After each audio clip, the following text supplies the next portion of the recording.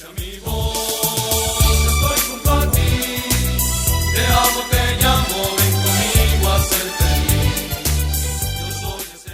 Mucha atención. Del Santo Evangelio según San Mateo. Gloria a ti, Señor. En aquel tiempo Jesús vio a un hombre llamado Mateo, sentado a su mesa de recaudador de impuestos, y le dijo: sígueme. Él se levantó y lo siguió. Después, cuando estaba a la mesa en casa de Mateo, muchos publicanos y pecadores se sentaron también a comer con Jesús y sus discípulos. Viendo esto, los fariseos preguntaron a los discípulos: ¿por qué su maestro come con publicanos y pecadores? Jesús los oyó y les dijo: no son los sanos los que necesitan el médico, sino los enfermos. Vayan pues y aprendan lo que significa: yo quiero misericordia y no sacrificios. Yo no he venido a llamar a los justos, sino a los pecadores. Palabra del Señor. Gloria a ti, Señor Jesús.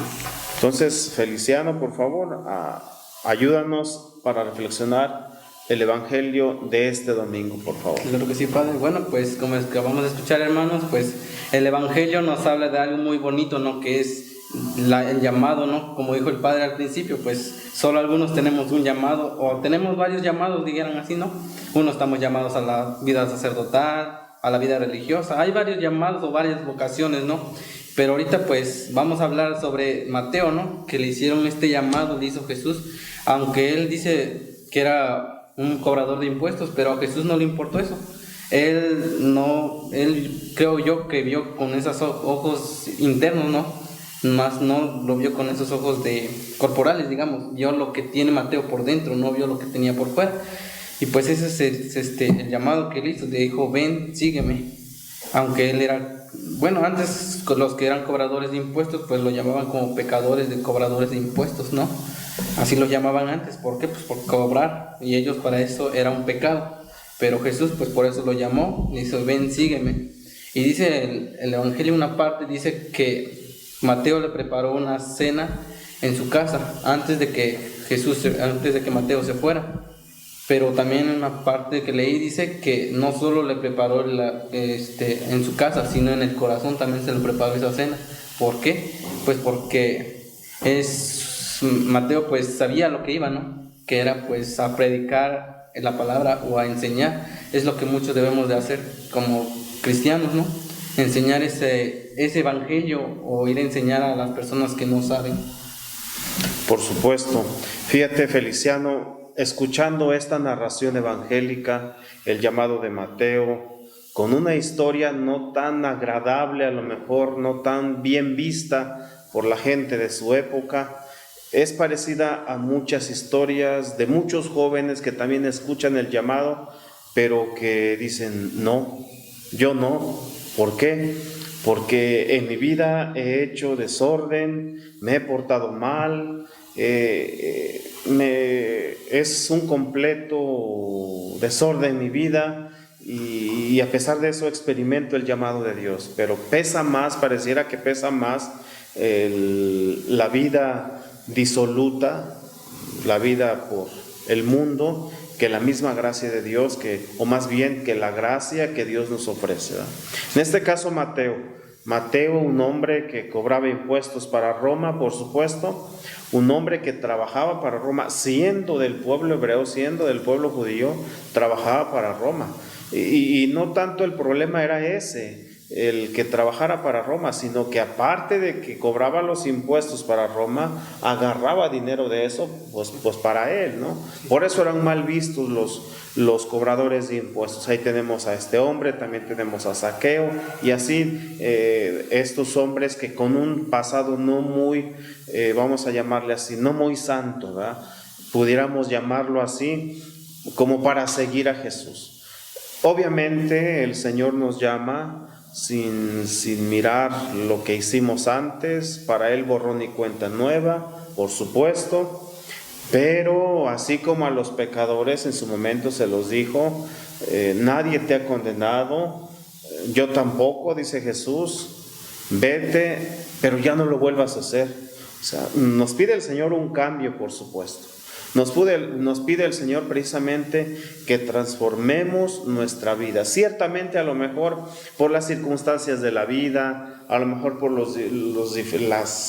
la educación a veces que nuestros padres recibieron y por el machismo reinante en muchos sectores de nuestra sociedad, el hombre, el joven tiende a comportarse de cierta manera, ¿no? El alcohol, a lo mejor las drogas, qué sé yo, tantas cosas que el mundo ofrece. Cuando el Señor llega, deslumbra. Cuando el Señor llega, te quita esa parte, esa zona donde se encuentra el ser humano, el joven, y le empieza a mostrar lo que ahora quiere el Señor. Lo que ahora quiere el Señor. Obviamente esto produce enojo, a veces en la misma familia, a veces en los mismos amigos, ¿no? Que empiezan las críticas, empieza a juzgar, qué sé yo.